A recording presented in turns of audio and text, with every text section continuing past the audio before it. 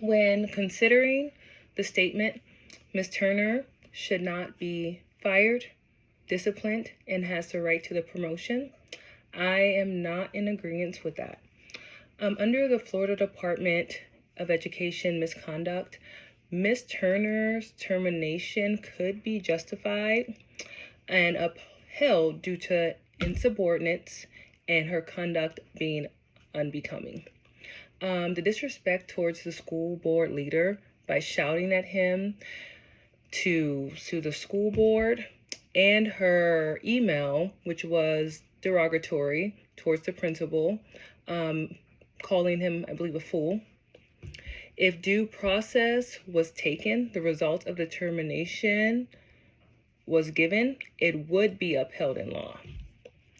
The district could argue that her behavior disrupted the professional environment and her behavior could be considered aggressive and could bypass progressive discipline. But ethical decision making and practical wisdom, once that's included with the law, I feel like that's when things become more empathetic and more in touch with reality. It's not so right and wrong in a sense. Ms. Turner, you would take into accountability. Ms. Turner has a clean 39-year record without any kind of incidents. Ms. Turner has never been disciplined. And so Pasco County Schools offers our EAP program, which is the employee assistance program, where she could actually receive counseling for maybe, being able to maintain her professionalism even in a high emotional state. She would be given access and have options to maybe have a mentor.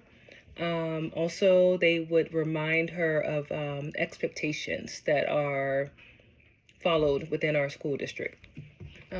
Ms. Turner will most likely be disciplined, not terminated within Pasco County. And so those would be some of the disciplines, either the EAP program, allowing her a mentorship, or maybe a written reminder of expectations within our program. Ms. Turner could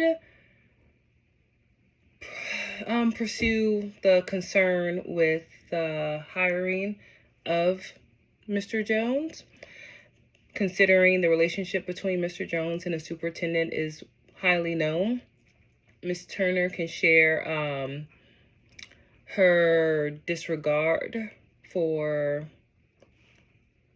Mr. Jones and the superintendent's relationship. She could actually put that in writing and share with the district her reasons that she feels like Mr. Jones should not have been hired. She can throw in the lack of transparency. She can prove the nepotism.